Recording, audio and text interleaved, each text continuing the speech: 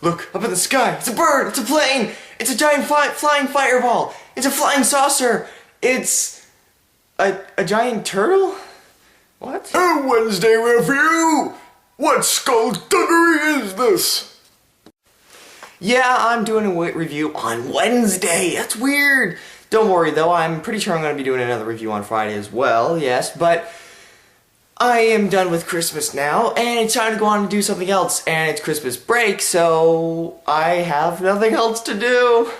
Yes, it's very boring here, but enough of that, and on to the review. I watched Gamera the other night, or Gamera the Invincible to me and you, and, well, this is my thoughts on it. Now, unfortunately, I don't know if there is an American or a Japanese version. I don't know if they're really different. I saw the dubbed version that was released in American theaters, if it even was released in American theaters. And basically, this is what I thought. It was a pretty good movie. It was not that bad. Now, as you may know, Dai Studios released this movie, and shortly after Godzilla or Gojira was released in 1954 by Toho. And this was kind of their answer to Gojira. I mean, whatever you Gamera fans think, Gamera was released as an answer to Godzilla's massive popularity in both Japan and America.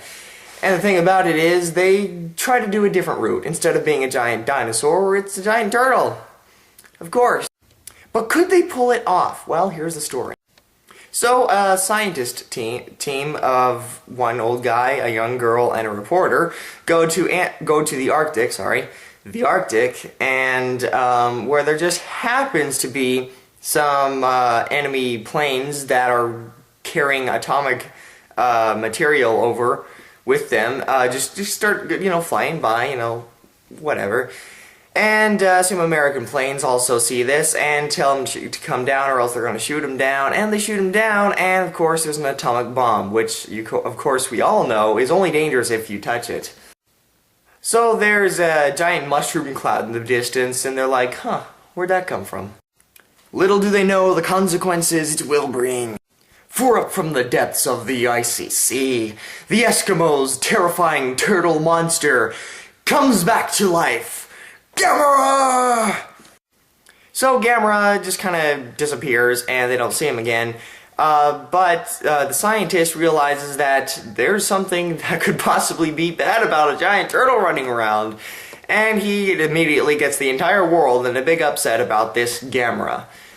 And also, meanwhile, an old drunkard Japanese guy sees a giant fireball flying around. Wonder if these two could be connected. But in other news, a young boy named Kenny is socially unacceptable and finds to solace himself in turtles. What a coincidence. Well, he is totally obsessed with turtles, which I can relate to. And, but something's wrong, because for some reason his father thinks this is bad, and so does his sister, housekeeper person. I don't know what she is. It's not his mother. But, I think there was his sister, I don't know. But anyway, so they think it's bad for him that he has, a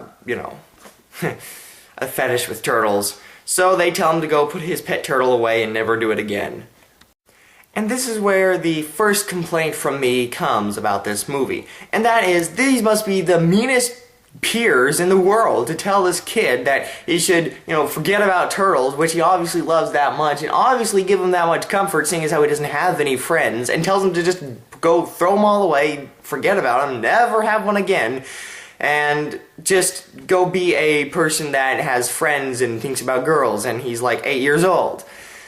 That is the main problem about me. That is one of the main problems that I've got with this movie, and that is that these parents, these peers, think that it is normal for a kid to think about kids and girls all the time, and not to have any other interests whatsoever, whereas this kid obviously has a great deal of interest about turtles, and they think it's bad. I don't get that, and the fact that they enforce it so strongly kind of bothers me, that these people are put in charge of this kid and they're crushing his dreams like powder. I mean, it's crazy.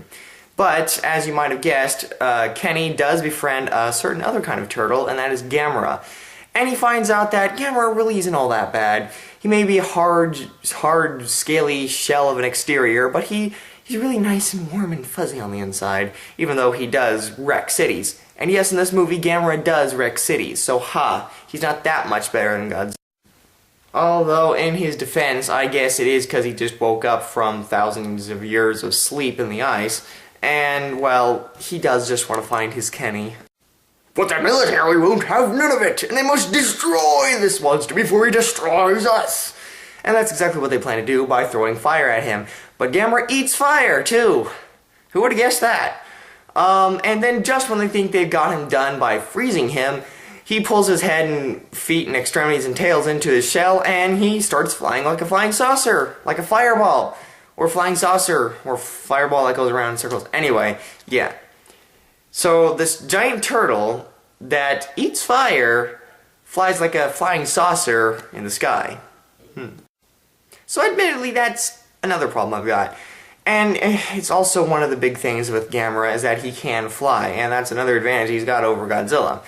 But, I gotta admit, it seems a bit random because it's a turtle, and turtles are not known for their mobility, and here he is flying through the sky like a flying saucer. And, yeah, I mean, it's kind of a neat idea, but it's also kind of ridiculous. But I'm willing to let that go because I think it's cool. But, yeah, that's what he does. Finally, the military has nothing else to do but put into effect Plan Z, and that's when they shoot him up into Mars in a giant rocket. And that's the end of Gamera. Or is it? So I guess the main problems I've got with this movie I've already mentioned. I mean, first of all, Kenny's father and sister/babysitter are so relentless about him not being interested in turtles or anything like this at all, because it's going to be bad for him and mess up his mind. And, well, that's ridiculous too, and I don't know, I guess I can see parents acting like this, so it's sort of realistic, but it's also unrealistic in how formidable a foe these parents turn out to be to this little kid who's just simply interested in turtles, and I don't see anything wrong with that. And then I guess the other problem I've got is with the fact that Gamera himself is a little quirky and strange, and they keep saying he's a good guy.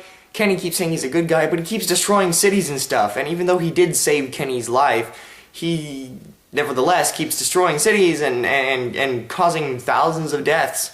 So it seems like a bit of a mixed message there, but I'm willing to overlook that, seeing as how he turns over a new leaf in later movies. But as for this movie on its own, it's really not that bad. It's not really even a typical science fiction movie. It's a little bit above that, seeing as how it does kind of relate to the kid audience, and they can kind of like this movie as well. And it's not quite as, I don't know, out there as a lot of 50s sci-fi movies were at the time. It is more of a family movie, but at the same time, I think adults can sort of enjoy it for what it is. Now, while I don't like it as much as Godzilla, the original Godzilla movie, and it doesn't really have that quite of a serious, dark undertone that Godzilla did, it is a good science fiction movie, and it does have a nice big monster that's cool to look at, I think, and I think it's pretty cool that it's a giant turtle at that. So I would say this is a pretty good movie. I wouldn't say it's one of my favorite sci-fi flicks, or even sci-fi 50s flicks, but it's definitely a good monster creature feature, and I definitely recommend it for you or for you and your family. It both are good, I think. So that is Gamera, and tell me what you think. Do you like Gamera or Godzilla better? That is the question of the ages. So put your comments in the below. I think I've already said what my favorite is, and that's Godzilla, because I've just always kind of liked him better. I've been able to relate to him. Although I do like Gamera a lot too, because he's a giant turtle, and I think that's awesome. But until next time, I'm Creature Hunt Guy, that was Gamera, and I'll see you later.